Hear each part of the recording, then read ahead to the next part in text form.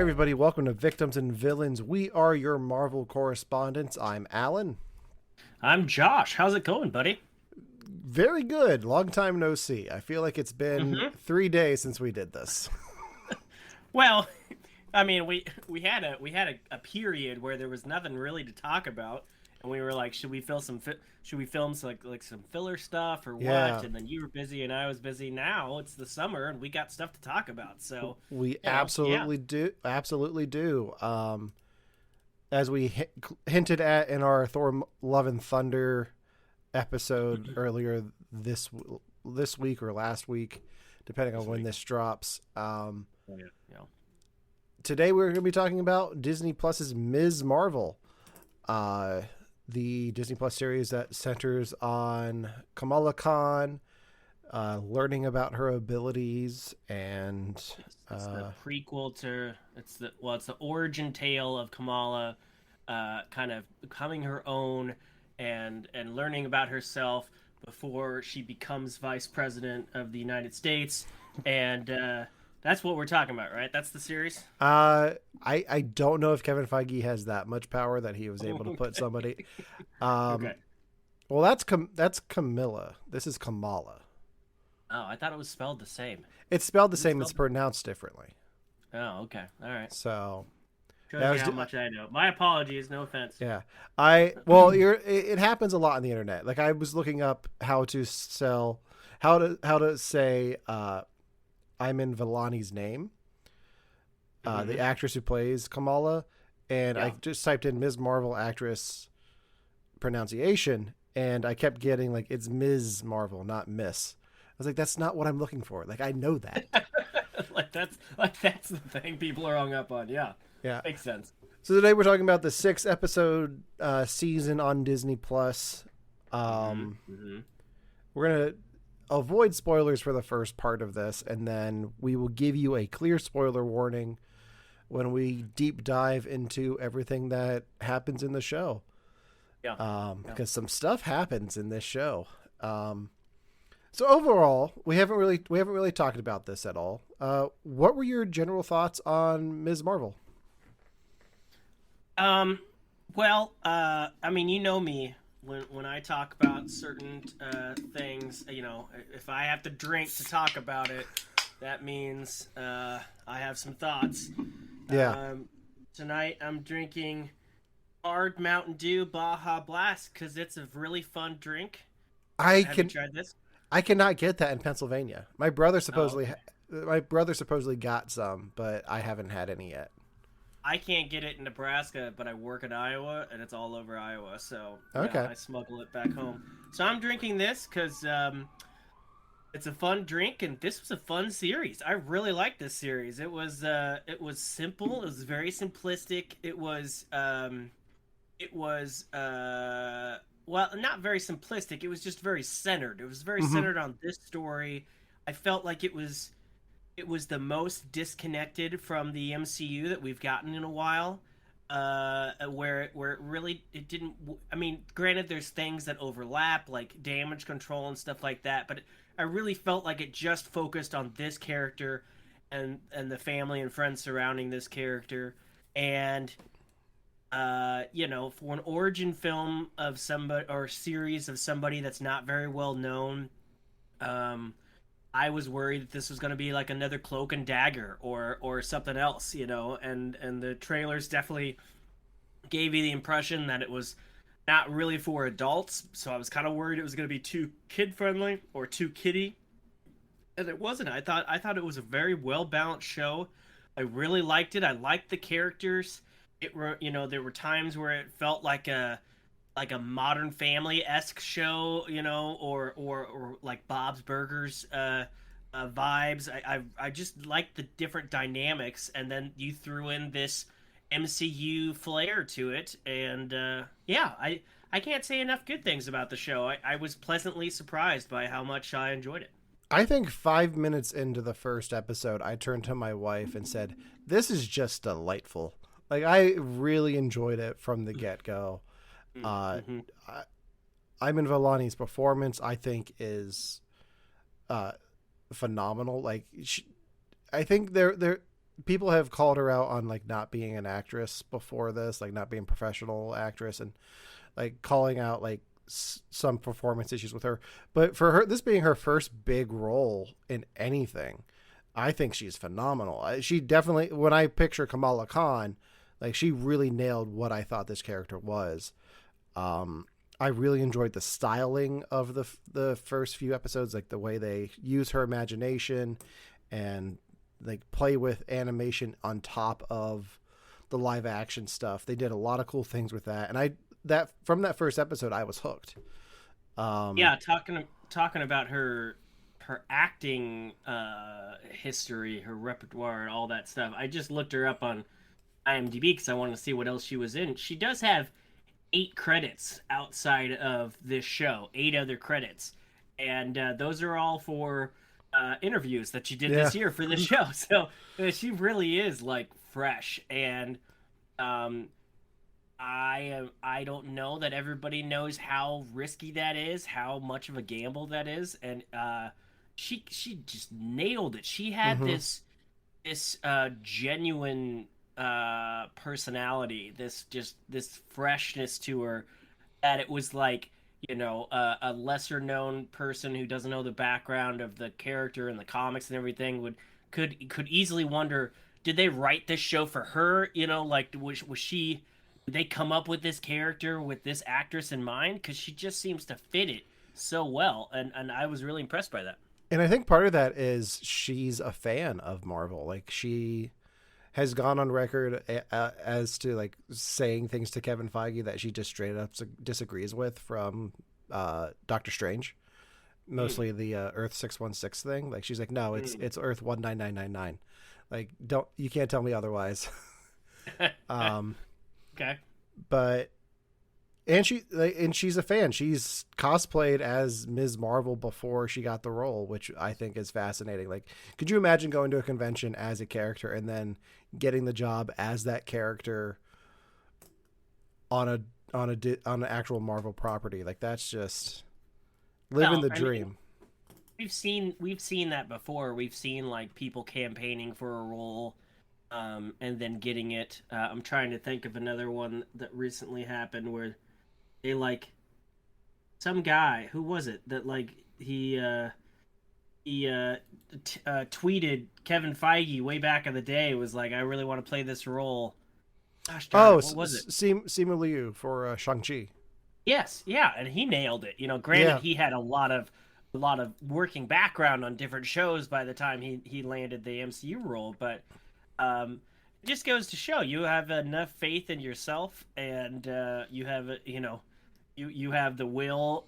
There's a way, and she landed that way, and he landed that way, and I do have to say though, when I heard about her not having a background, and that this role was going to expand down the line into a role in a film, I couldn't help but think about the America Chavez character as well, and how it was almost kind of like a reverse. Like America Chavez shows up in Doctor Strange, and I heard that there's prospects of her continuing on in like a Young Avengers movie or Mm-hmm. series.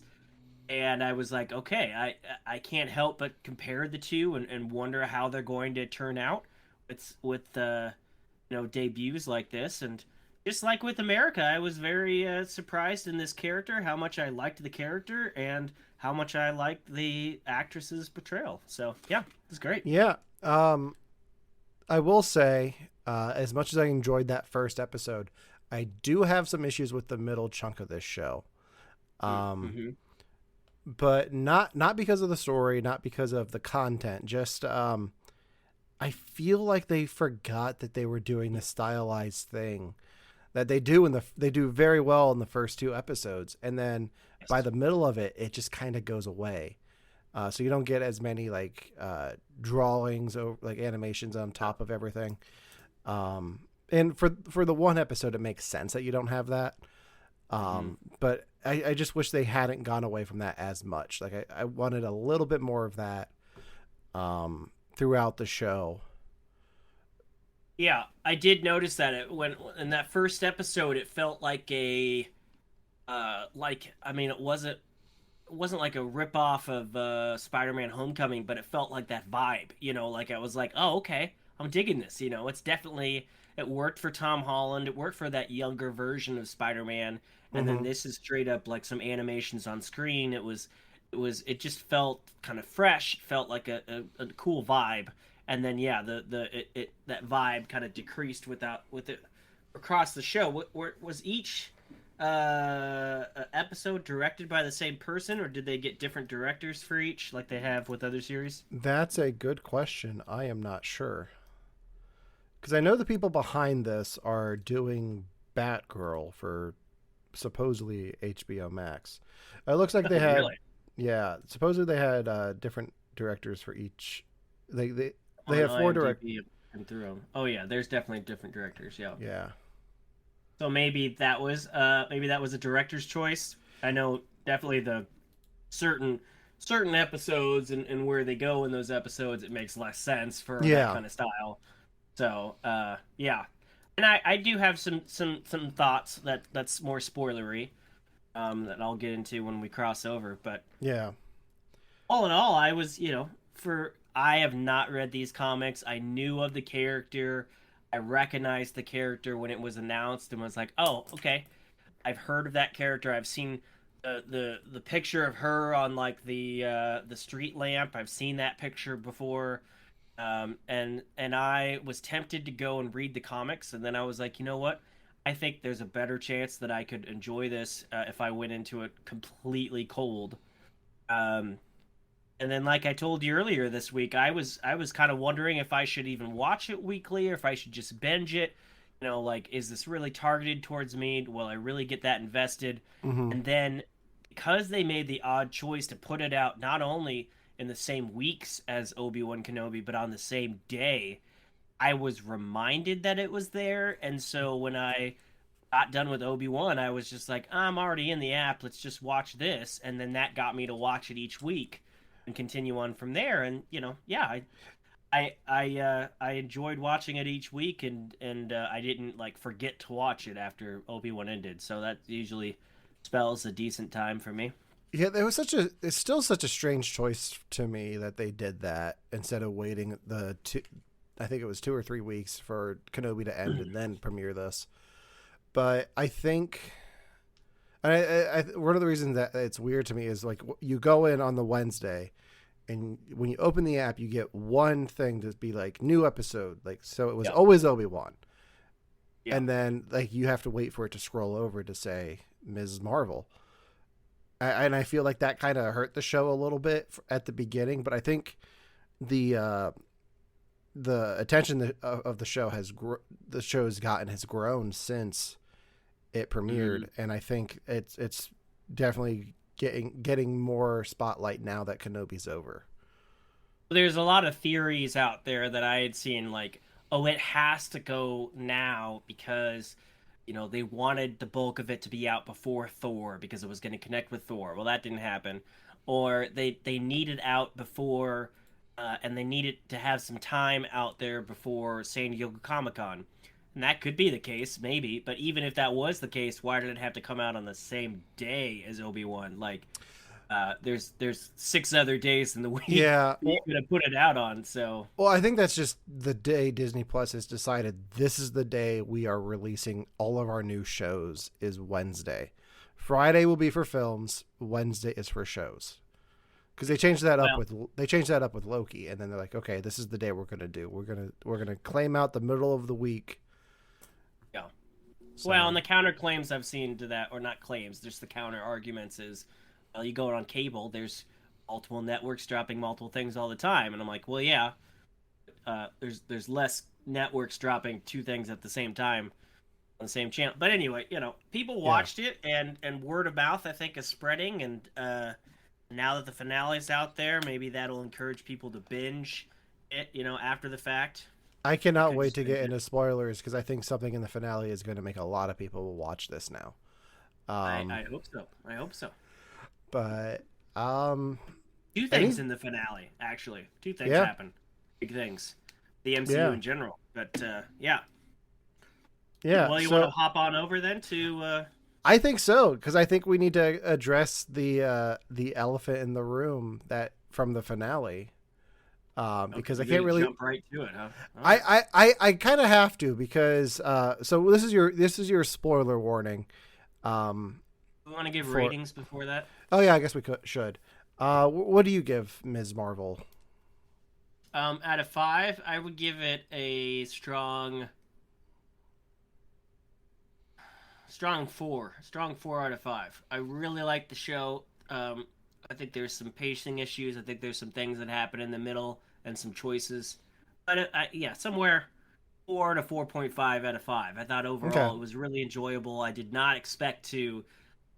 Not that I expected to not like it. I just did not expect that it was going to be something that was, in my wheelhouse because it looked like it was aimed towards kids. And I did not expect to enjoy it as much as I did, and I did. So yeah, Yeah, that's me. I'm gonna give it a soft 4. Like the stuff in the middle, like the change in style, kind of hurts it for me. But I'm gonna give it a soft 4, Okay. because I really enjoyed it. I had concerns going into the show that I'm gonna get into in spoilers, and it addressed those, and I think it did it in a positive way. So I enjoyed the show. I'm excited to see more of this character in the future. And yeah, so I think with Cool. that, now we will actually get into our spoiler section. And I want to start off the spoiler section by talking about her power set. Because they changed it from the comic books. The comic books, Mm-hmm. she stretches and it embiggens like Mr. Fantastic. And in this, they changed it to a more cosmic energy power set, which I was iffy about from the get go, because I was like, What is the reason for changing this? Like, I didn't really like the argument of, well, her power set's too similar to Mr. Fantastic, so we need to change it so that people don't get them confused.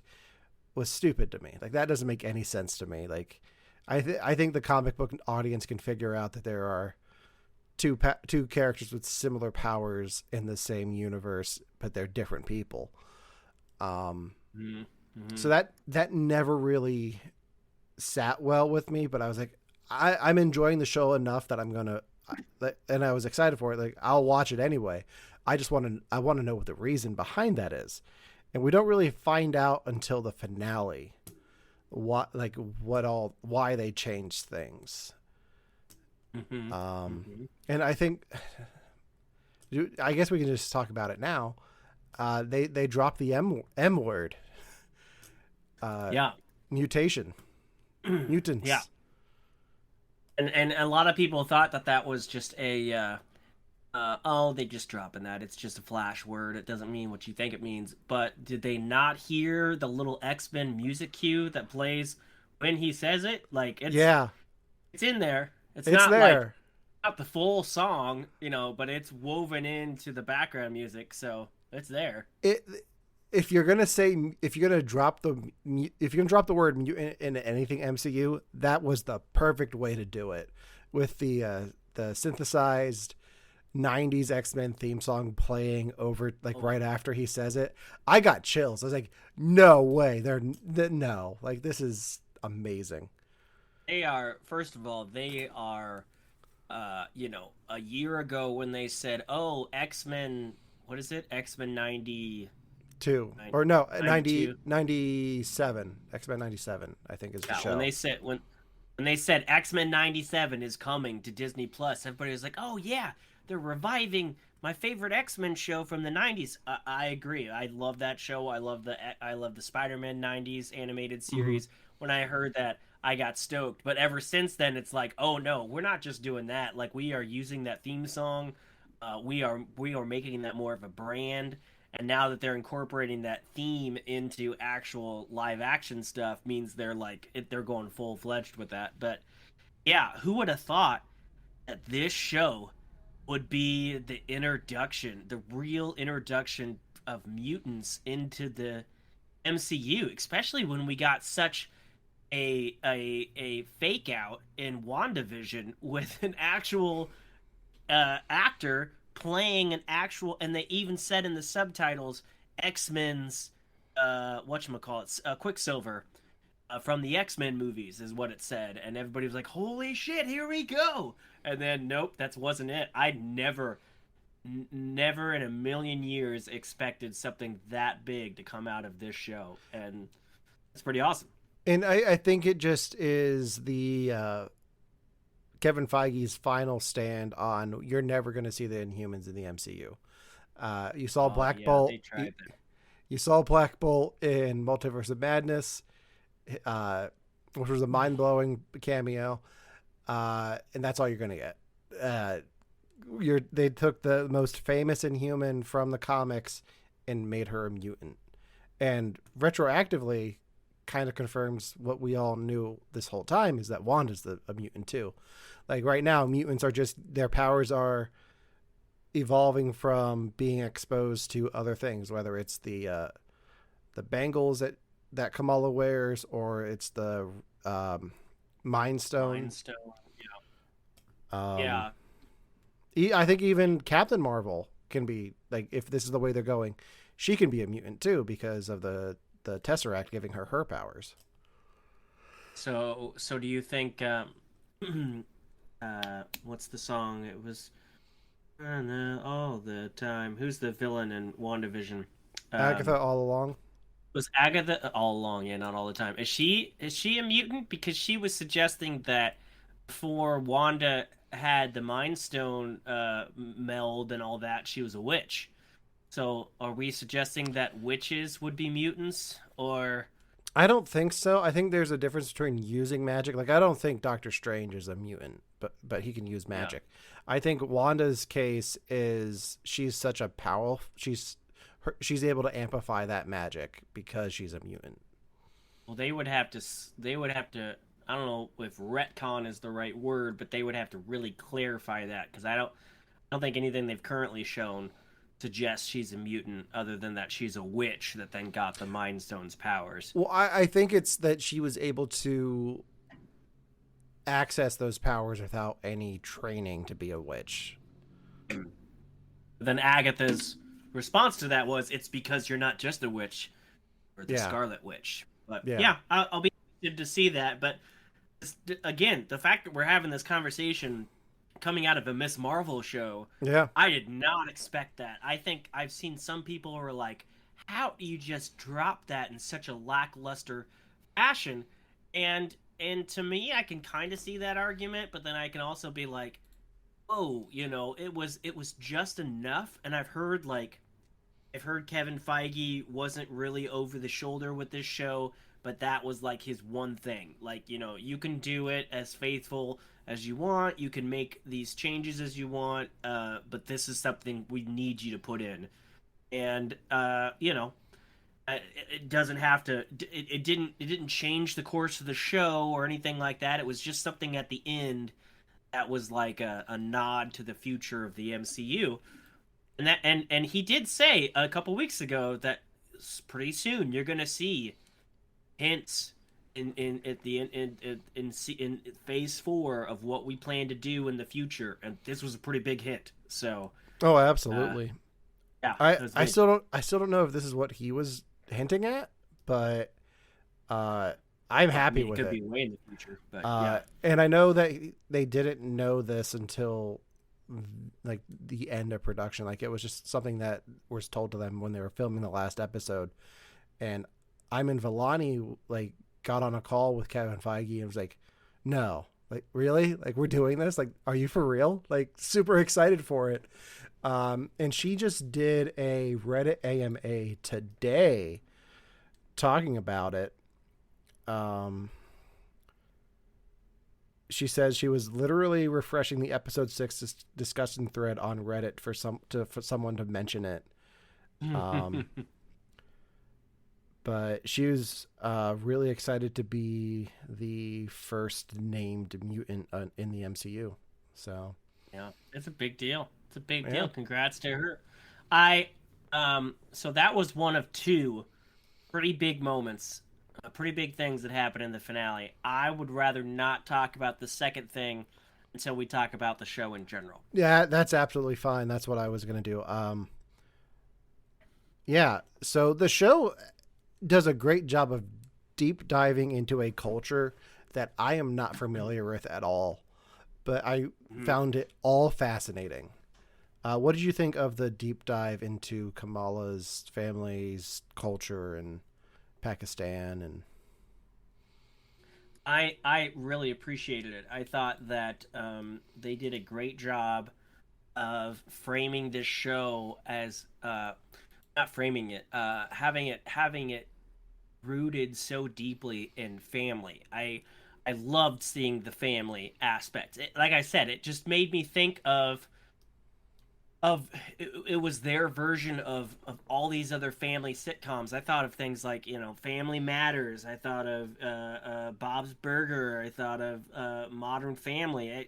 There's each of those shows are have a family at the core, and it's just interesting to see how that family drives the show, and the family in this drove the show, and it did well. At first, I was like, um, you know, I did kind of worry, like, is it going to be so much about the family that it's going to forget that it's a superhero show? Like, are they using the family because they don't really have enough of everything else? And while it was really family heavy, and for first season, I would say it was superhero light at times.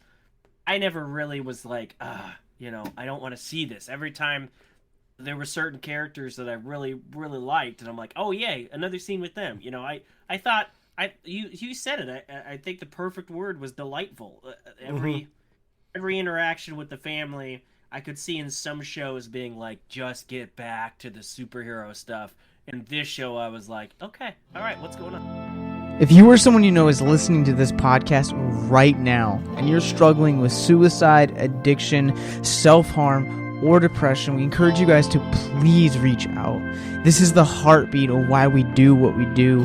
Suicide is currently the 10th leading cause of death in the United States, and as of this recording, there are 132 suicides that take place each and every day on American soil. And when you scale back internationally, there are 800,000 successful suicides. That is one death roughly every 40 seconds.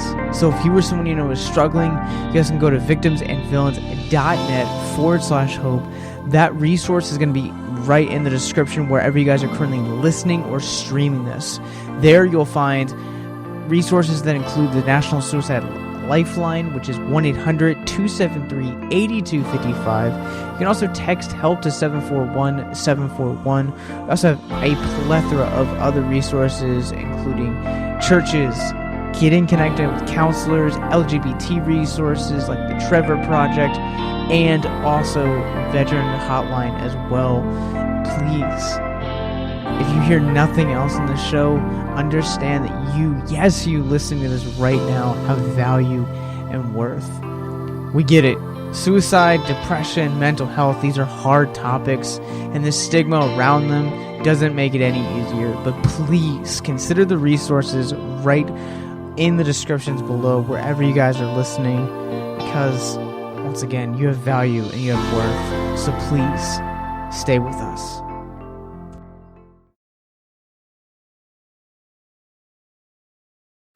there was always something with the interactions with her father and her brother that made you like smile with their interactions.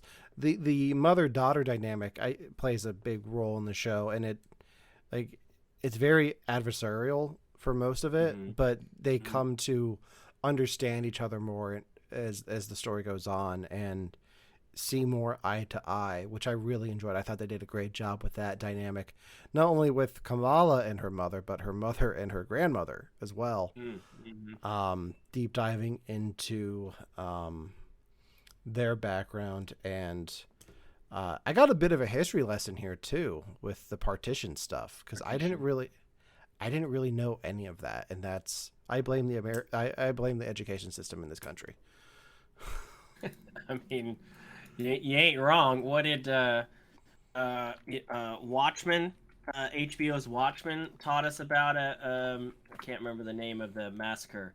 It taught us about I gotta look it up all the Yeah, time. I can't remember the name Tulsa, either. it talks about the Tulsa massacre, and that's a big point in history, in American history, nonetheless. And I'd never heard of it. And I think, like, I just didn't know what the name of it was, but I recognized that, oh, this is referencing a big moment in Pakistani history that I had heard at some point before, but never did a deep dive to it. And I was like, oh, that'd be cool if they were talking about that, and then they were, and I'm like, oh, okay, that's a neat way to not only just talk about the family aspect of this show, but really go into the a rich history of the characters. And so Yeah. I thought that those episodes, there's one full episode. I thought that episode dragged at times. And I don't know if that's what you were referring to, but the middle of this series, I did feel at times had pacing issues. I was like, okay, not when are we going to get back to the action, but when are we going to get back to the show, like the plot. And I thought there were pacing issues at times, but I thought that was a cool element of the show to have that little time travel bit. Yeah. Because it seems like it earned it. Like, it makes a lot of sense to go back and revisit this character who you get glimpses at throughout the show, but you don't really get to know her story because no one really knows her story. It makes a lot more sense for them to divert the story to tell that story than say something like let's say a Star Wars show about a bounty hunter changing pace for 2 episodes and talking about a different bounty hunter for no reason. Right. So I feel like it earned the story about the partition with her great grandparents evacuating for the train. And it makes more sense for those episodes where she's in Pakistan and when they do the time travel thing to be less stylized. There's a little bit in the Pakistan episode that I missed the first time I watched it. The second time I watched everything through, I noticed like she got a text message and like the clouds changed to be the text message. And I missed that the first time through. So they had hints of it here and there, but I just missed that overall style. I wish they had kept it a little bit more consistent. Yeah. What did you think of the adversaries of the series? The clandestines? Yes. I thought it was impressive that we didn't really get to know who the adversaries were for the show until episode 3. Because even like you look at the other Marvel shows, you know that it's the Tracksuit Mafia and Hawkeye from the get-go. You know it's the whatever that rebel group was in Falcon and Winter Soldier. Like, you know who the bad guy is going into it.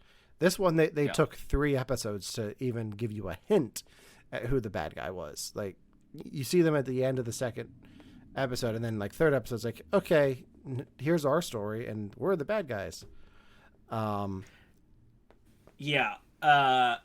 This is where like I gravitate more towards miniseries versus your traditional 12 plus 15 plus 20 plus episodes because of there's less of a chance of filler. However, 6 episodes for this, especially when it comes to them, it kind of feel rushed because you're introduced to them at the end of the second episode, and I can't remember if the scene I'm thinking of is in that episode or if it's in the beginning of the third episode, but just the way she meets them, I'm like, these guys are the villains. Like, they're not even trying to they're standing like villains, and then immediately they turn, oh, you're not going to do what we want.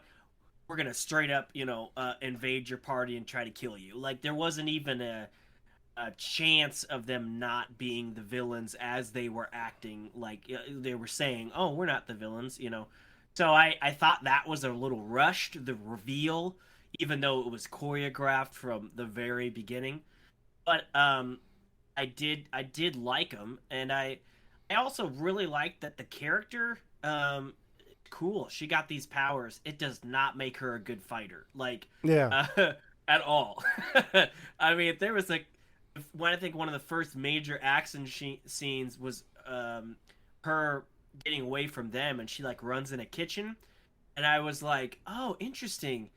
And all I could think of during that scene was like, well, first of all, I thought of the Leia running away from the villains in the forest of Obi-Wan, and how terrible that was Yeah. in terms of choreographing and cinematography and just framing it. This scene, when she's running away from them in the kitchen, I was thinking of like the Ant-Man kitchen scene. I was thinking of the Raid 2 kitchen scene, and not that this scene was on par with those, but they shot it well enough that even though she's clearly not a trained fighter, it was an interesting way to shoot it to make it seem more of an action scene than Yeah. just a girl trying not to die. And I thought that was cool. Like, it wasn't an action scene, but they shot it like it was, and I thought that was good. I thought that was a really good way to do that. My favorite thing about that kitchen scene is she runs in and says, "Everyone get out," and no one listens to her because she's just a girl at this wedding. Yeah, And then yeah. the bad guys come in and start throwing things around. Like, okay, we should leave. Mm-hmm, mm-hmm. Yeah, I can see where you say that the villain story was rushed, but I don't know if there's a story there that they needed to dive into more. Like, they want to go home.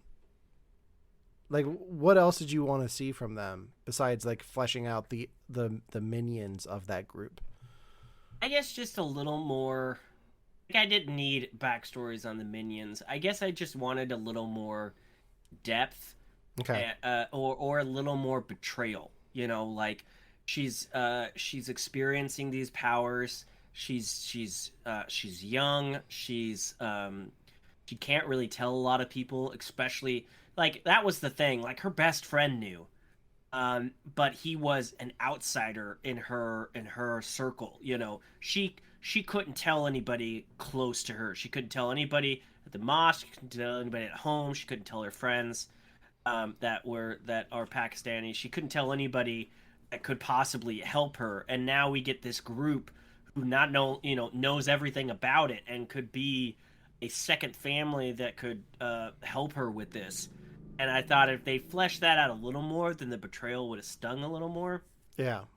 And then fast forward to the finale, when the one guy that of that group that wasn't quick to betray her, that she's been crushing on. Likewise, even though we had him throughout this series, I thought he suddenly became a villain really quick. You know, he couldn't control his powers. Um, and yes, the damage control people were being increasingly annoying and everything, but he went from I'm confused and running to, oh no, I'm supposed to be the bad guy. And I thought that was a little quick flip as well. I looked at that as his emotions getting the better of him because he just found out his mother died, and like he's already struggling to control his powers. The best friend is literally carrying him throughout the whole episode. So he's injured. Like I just looked at it as him losing control of his emotions and them getting the better of him, and that's why he kind of turned there at the end. Yeah, they gave him some saving grace when he did something that forced a car to go towards the crowd, and she saves the car, and they did do a good job of going back to his face. Say, does he have regret? And it was on his face that, oh, thank God you caught that. Not like, oh, whatever. I mean, I guess they did do that to give him a little more humanity than he was just straight villain. But I still think he like went after the bad guys a little harder or a little quick. But it did take him that long to get there versus the rest of his clan that was just from the get go like, we're not even gonna negotiate. We're just gonna go full on villain. What'd you think of the damage control folks? I thought they were setting them up to be the main bad guys of the show, which they kind of were. Oh yeah. By the end of it, I thought it was fun bringing in agents from that department again, especially the one from Spider-Man No Way Home. It's nice to it's nice that the MCU proper is acknowledging the Spider-Man MCU movie just a little bit. Yeah, because he was in there, the lead agent. I can't think of his name right now. Agent Cleary. Agent Cleary. Okay, so but was she in it? The girl. No. I've seen her in other roles as kind of almost like the same character. I can't remember where I've seen her from, but she fit right into this. Agent Sadie Beaver was her role in this, but she was she was definitely the more villainy of the two. And I was like, well, how hard are they going to play this? Because it kind of felt like a replacement for Ice almost, at times, especially whenever they like roll deep into the mosque and stuff like that. And it's a Disney Plus show, so they didn't go too hard into that. Yeah. But I like she didn't go over the top villainy. Like I was like, are they going to do the same thing with WandaVision on how that dude just took everything to the point where he was like trying to shoot children, even though they were fake children, but he was just, he was going hard in that at the end. She never reached that level of insanity. They were real for Wanda. That's what matters. Okay. Yeah. Yeah. No, I enjoyed it. Like I said, like a lot of the stuff in the Spider-Man movies just kind of gets ignored by all of the other things. So at least we had something carry over from those films into this, especially when you're in New York, or New York adjacent with Jersey City, across the bay there. Reminded me of an Agents of S.H.I.E.L.D. type thing with what's his face, how it used to be in the first season. He what is it, Coulson? He would show up in every movie, even if it was just a small thing in the background. And yeah, and I think the MCU is kind of hurting without S.H.I.E.L.D. right now, because they kind of wrote themselves into S.H.I.E.L.D. doesn't exist in the Fury's films. off planet. Fury's off planet. Coulson's still dead to the Avengers, I guess, but it's just going to take time until Kevin Feige confirms if the Agents of S.H.I.E.L.D. show is canon or not. So, which is a whole nother can of worms. So, I saw something. Let's see. Can I find it again? I saw something that was suggesting that the actor that plays he played the same agent in Spider-Man was actually going to turn out to be another character, and it was, I can't find it now. It was some crazy thing. I'll see if I can find it again. But I was like, that's just no way that's happening. It was almost as crazy as like they were saying maybe he'll be playing Mr. Fantastic or something, and I'm like, that makes no sense based on what he's currently playing. So I don't know. I don't know what I read, but I liked seeing him again. I liked that he wasn't he was on the bad guys, but he wasn't really a bad guy, and it was that nice little connection, like you said, for the films. Speaking of connection to the films, do you want to talk about the thing that happened? Yeah, we can. I talked about the last one. You want to talk about this one? Yeah, so at the very end, it was a mid-credit scene, which is something I appreciated, because I think even for people that didn't really know the background of this character, everybody that I talked to, and even me, who've never read a comic, had no idea what the show was going to be about, was like, well, it's called Miss Marvel, so that means this is going to connect to Captain Marvel somehow. And I think I saw a lot of people theorize that, oh yeah, she's going to be like primary to the plot. She's going to be something big in this show. I was kind of happy that was not the case. I was like, if this is an origin show, let it be about her. And if the character and the actor is worthy enough to carry the show, then crown it off with a cameo at the end. And that's literally what they did with the mid-credit scene. something happens with her little gauntlet thing, and she freaks out, and suddenly she's no longer in her room, and Carol Danvers, Captain Marvel, is in her room. Yeah. And the internet was immediately divided as to whether or not Ms. Marvel had shapeshifted into Captain Marvel, which apparently has happened in the comics, or did she somehow like switch places with Captain Marvel? So I want to know, when you first watched it, before you saw anything online, and maybe this was already spoiled for you, Yeah. which did you think happened? I thought, just from her reaction of looking around the room with all the pictures of Captain Marvel on the walls, and her reaction to that they just switched places. Like, she was like, I don't know where I am right now, but I'm kind of getting stalker vibes. How would you guys like to help us get mental health resources into schools, conventions, and other events? Well, now you can. Simply go to patreon.com/victims and villains for as little as $1 a month. You guys can help us get mental health resources into current and upcoming generations, educate and break down stigma surrounding mental health, suicide, and depression, and you get exclusive content that you can't get anywhere else. And you guys can tell us which Nicolas Cage movie you want us to cover, and we'll do it. All it takes to get started is to go to patreon.com/victims and villains, or simply click the link in the episode description wherever you guys are currently listening or streaming this episode. Pick your tier and get started today. Yes, it's that simple. So quickly select the tier that you want and help us get hope into the hands of the depressed and the suicidal today.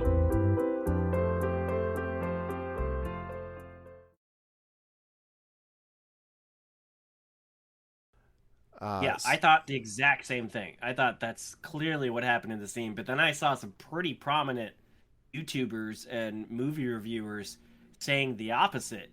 And they're like, "You're crazy if you think that." And I'm like, "Did I miss something?" Like, Well, she clearly doesn't recognize the room, and she's looking around like, "Where the hell am I?" Yeah, and they don't do that. They don't do that thing where she looks in the mirror like, "Oh no, like, yeah, why do I look like my hero?" Right. But if you look at, like, if like right after it says Ms. Marvel will return in the Marvels, like, if you look at that from a story point, like, if Marvel's just going to do I shape shifted into my heroes form story, like, that doesn't sound as exciting as, oh, my hero and I traded places. I was in Jersey City, now I'm in the Kree Empire, and my hero, my idol has to team up with Monica Rambeau from WandaVision to come save me. Like, that's a better storyline than, oh no, I look like Carol Danvers. Sure. And I was, it was just enough. Mm-hmm. It wasn't like this big setup, it wasn't, here's the, we're gonna take some time out of this show to give you setup for this movie that she's gonna be in. It wasn't that, it was oh snap, okay, this happened. Interesting. The movie comes out, I think, next year. I'm interested to see it. I think it's late next year. July 28th, 2023. Okay. Literally a year from now. Yeah. But again, this show encouraged she acted well enough in this show that I'm interested to see her in the movie. Like, there's other times, like, for example, going back to WandaVision, who is it? Rambeau in WandaVision. Monica Rambeau. Is it Monica? Why was I thinking it was Monica Rambeau? Maria's her mom. Yeah. Yeah. I know they're setting up her to be, and she's probably going to be in the Marvels. By the time that series was done and they were like showing off the Kree stuff at the end, I was not excited to see her on the big screen. I did not think the character was developed enough to be interesting. I was clearly she can act, but I did not think her portrayal of the character was major movie caliber.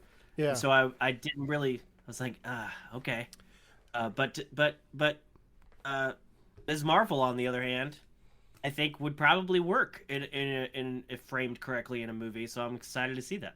we haven't really talked about WandaVision, so my take on the whole Monica Rambeau thing is, since they're setting her up to be in the Marvels when that comes out, what interests me the most is the story between her and Carol, because Monica watched her mother die, like watched her sick in the hospital, got blipped, and then came back when her mother was gone. And she has a relationship with Carol Danvers that they established in the first film. So I'm really interested to see what that dynamic is now that her mother is gone. Carol Danvers has been off world this whole time and probably hasn't talked to her since she came back from the blip. When she clearly always negatively reacted anytime. There was a couple times, or at least just one time, where they mentioned Captain Marvel and WandaVision, and you could just, she didn't want to have anything. She didn't want to talk about it. She didn't want to acknowledge it. There's the idea of bad blood, or maybe she blames Carol for not coming, or maybe she believes that Carol's powers were what made her mom sick. You know, that could be an element. I don't know if they actually said that or not. Which is an interesting dynamic to the character, but I thought everything else about her character in that show, she went from, no, I'm a badass, I'm going back to work, I don't care if I was blipped, you know, I'm here now, put me to work, to being the only defender of this villain, of this person who would tortured a town. And, you know, I think the majority of the internet has since turned on that scene where her line of you don't know, they don't know what you've sacrificed for them. You know, I think it was supposed to be like some heart clenching thing, and it just read as, oh no, don't say that. It doesn't make you look good. I hated her character for saying that. Yeah, and so hopefully they can redeem her character from that point. From what I understand, that whole WandaVision finale was kind of a miracle that it happened at all. Like, I just heard about the backstory on why Kat Dennings' character, like why disappears Darcy disappears, except for that one scene that is clearly shot on green screen. It was all because of COVID lockdowns. Like the COVID lockdowns really messed up the finale of that show. I'm sure it did. So I'm excited to get past all of that and be I feel like I keep using that as an excuse for Marvel stuff, but I'm looking forward to the days when that's no longer an issue and I can't I don't have to say that. But I feel like we're gonna rely on that for a while just because it's an easy crutch, but I didn't feel like there was a lot of stuff that stuck out in this show that I was like, oh yeah, that was COVID related. You know, I think there was a lot of cool stuff in this. I think you know, talking about her power set, I think there were times that it looked really great. I think there were times that it kind of didn't look great. I was interested every time they introduced a new part of her powers, you know, whether it was the kind of the crystal thing that she was running on, or the big hands, or extending herself. It was interesting to see it, and we got just enough of it. I thought that some of the graphics of her powers in the finale didn't play as well as some of her other powers, but still I liked it. There was a weird thing that I thought was interesting enough that I was like, that's kind of cool. There's a scene where she's running around town on her little crystal pads. She even like stops for a stoplight. It was cute. And then she comes down, and you just see her like hopping down on an alleyway, getting down to street level, and she was out of breath, you know. And I was like, it's a small thing, but it's like, just because you can run 2 stories above everybody doesn't mean you will also, you know, you could just run nonstop. So she came down, she was out of breath, and I thought that was, you know, a small thing that I liked. But so I've got a pop quiz for you. I'm gonna fail it, but go ahead. So Ms. Marvel's catchphrase, like the one thing she always says, and she says it in the finale, is in biggin. Do you know the history of that word? No, not at all. It is a made-up word from The Simpsons. Oh, really? Yeah. Oh, really? Yeah. The statue of Jebediah Springfield has like a poem on it that has it in it. Okay. But yeah, it's from The Simpsons. There's a whole song about Jebediah Springfield. I can picture the statue in my head. Yeah. Yeah. The episode, I'll send you the video. Okay. The noble spirit, a noble spirit embiggens the smallest man. Like that's where it came from. So that word. Are there other references to The Simpsons that in this show that I missed? Or... No, I mean that's just like that's her catchphrase from the comics. She says it in the Avengers game as well. Like that's just her thing. She says embiggen, and then she becomes embiggened. I just always every time I hear that, I just think of, like that's so weird that a word came from The Simpsons. Sure. Well, when you're a show that's on that long with that many episodes, they've been blamed for influencing a lot of other things. Oh yeah. So interesting. Yeah, I don't really have any other thoughts on Ms. Marvel. I think we covered everything. No, it was a short, sweet show, and had those two elements of the finale not been in there, the mutation thing and the cameo, the Captain Marvel cameo, I would have been fine with it. Like at that point, I was not like, this finale is missing something. You know, if it had ended there, with just the main storyline, I would have been like, huh, all right, this is a cool bottle-esque type plot. I'll be interested to see where they go with it, you know. And now they're going to a movie with it because of the things, and then who knows where they'll go after that with the mutation drop. But I for what it did in the show, like I said, I was pleasantly surprised. Especially since, is this the first show, unless I'm forgetting something, is this the first show, Marvel show that didn't feature somebody from the movies? Like, because we had, I mean, it's not based on somebody that we already had a background with. Moon Knight. Oh yeah, that's right, Moon Knight. Oh, okay. There's a question for you. These are two characters that we have not had any background with before. Both shows were very disconnected. Man, I totally forgot about Moon Knight. Yeah. Both shows were very disconnected from the MCU in general. Which do you think had the better first season? I might have to say Ms. Marvel. Not because I didn't like Moon Knight, but I just think I think the style elements of that we talked about earlier really up the ante for the show and justified why it existed. Like, we're going to tell this story, but we're going to tell it in a fun, different way. It felt more like a comic book with a different style, a different artist, where Moon Knight just kind of felt like generic MCU fare. Yeah, if you would have told me that without seeing these films, that you got a show that stars someone who's never been in anything ever before. It's mainly family based. It's not going to have some big bombastic connection to the MCU.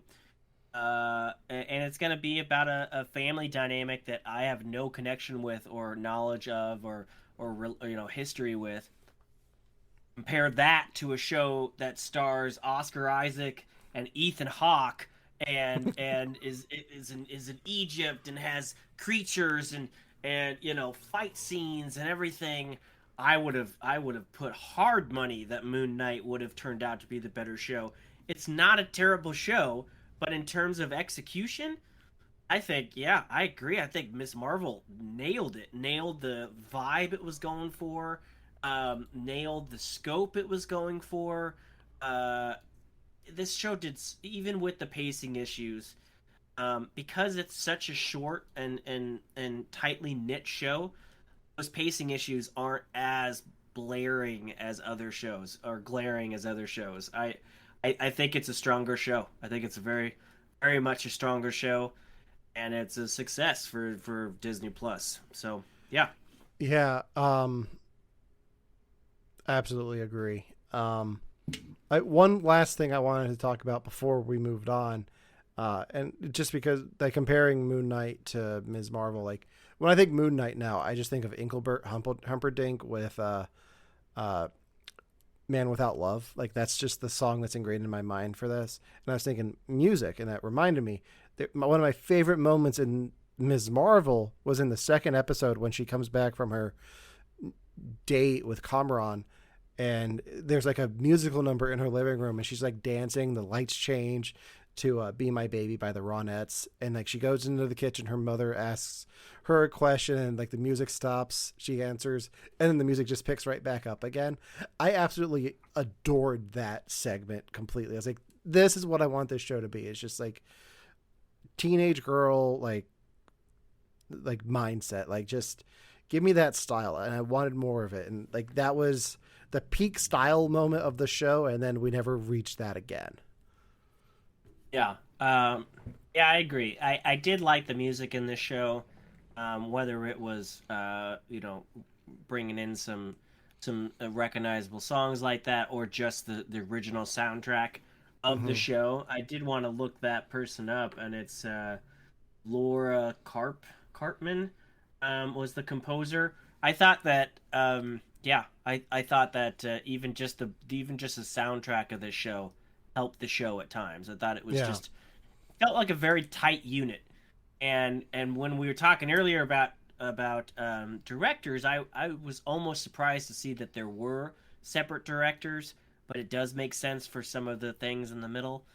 But it just, for the most part, it just felt like a very singular, driven unit. And I think for a show like this, where it's not, it doesn't have many crutches. It's not depending on, the success of other things or the nostalgia for other things for it to exist. I think that's a big success for them to be able to pull it off so well.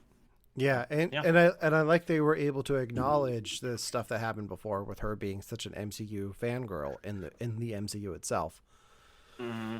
All right, so I think that does it on our review of Ms. Marvel. Our next Disney Plus show from Marvel will be dropping in just over a month, and that's She-Hulk. Real quick, just as a little preview, what are your thoughts on She-Hulk so far from that first trailer? I love the actress. I'm interested to see that. What's his name? Is it Tim Ross? Tim Roth. Tim Roth is coming back as Abomination. I've recognized things in the trailer that that fits with Shang-Chi. When we saw where he was staying at, where Wong sent him back to after their little tussle match. I'm interested in the show. However, there was an article that dropped recently about some of the FX crews, the VFX issues with that show. Did you see any of that? I did not. I wonder if I can pull it up right quick. She-Hulk FX.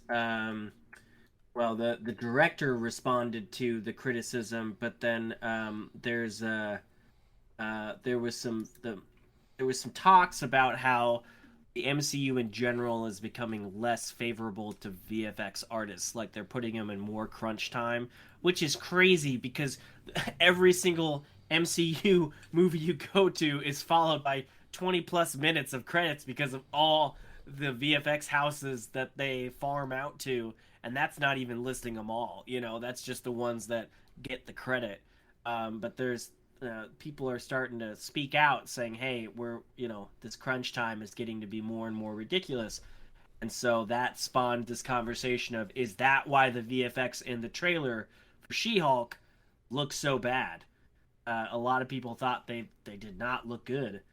And the director recently said, the director came out and said that she and Marvel Studios spent months on the character design before going into production on the series and have since been refining the appearance during the post-production process. It really is taking the design and asking, are we getting those facial expressions, those nuances of reaction? That is where all the time comes into play, just really honing it in. I think a lot of the reactions have to do with the fact that she is so different than anything we've seen. When you think of Thanos or Hulk, they have a grizzleness and a harshness and a bulkiness to them that's so different. When you see a little pop of her, it's almost shocking because we haven't seen it before. What do you think on that, based on what we've seen so far? What we've seen so far, like that trailer dropped, what, a month ago? Mm-hmm. I think the trailer stuff being so, like, the show's still, like, they'll be working on that show up until the premiere date. I think getting a trailer out early, because Marvel hasn't been doing trailers early for a while now. Getting a trailer that early was surprising, but I also think, like, the CGI is not completely done yet in that trailer. They upload, like, and the upload to YouTube is a lot more compressed than the version that they have on Disney Plus. If you look at that one, the CGI is not as jarring. Like, the compression kind of hurts it when you watch it on YouTube or Facebook or wherever it popped up. I hope you're not watching trailers on TikTok. Yeah. But so I'm curious to see how it looks. I'm sure it'll look better in the final product, because if you freeze frame a CGI shot that's not completely polished, it's not going to look great. But you give it another 2 months in post, like it'll get there. Hopefully. And I mean, we've seen the evolution of the Hulk and the Hulk's facial reactions and the details of the face over the years. When they first brought Mark Ruffalo on the scene, his face was a little more puffy. It's definitely been refined and fine-tuned, and the director says grizzleness to it. She's definitely, she doesn't have that grizzle. She's a female face, and I think when we see her side by side with Hulk briefly, you see that difference, and I'm sure they are fine tuning it. It was an early trailer. I still came out of that trailer thinking this could be fun. Avoiding. I think I've seen one other picture of one of the adversaries in a very silly looking suit in a courtroom, and it kind of made me think of Wonder Woman 2 and Cheetah's look, and I'm like, but I'm sure the actual show will be fun, and I'm excited for it. It looks like it definitely has a fun dynamic to it, and having no background with this character, that could very much fit the character so yeah, I'm excited for it, especially that first trailer that they dropped for the show itself doesn't even include the bit that they included in, like, the Marvel Spotlight for Disney Plus, where it's her and Mark Ruffalo as Bruce Banner in, like, a 1970s detective vibe type setting. So I'm excited to see how that plays into it as well. So I'm sure. I wonder if we'll get another trailer here. What comes next? Is it San Diego Comic-Con or is it the Disney thing? San Diego Comic-Con is next weekend. So D23 is not until August, I think. Huh. Let's see. Well, it's going to be one of the September 9th. So, September 9th? It's that late? Wow. Yeah. Well, you're right. We just talked about it earlier this week. We have yet to even get a trailer for Wakanda Forever, and that's right around. I mean, November is not that far away. It's not. So, yeah.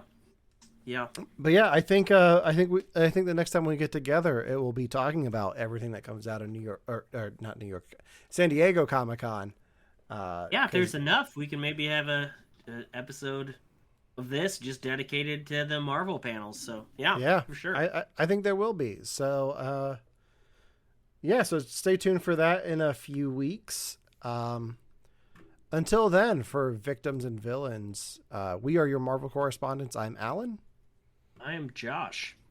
And in the words of Dr. Fraser Crane, good mental health. We'll see you in a few weeks. Yeah.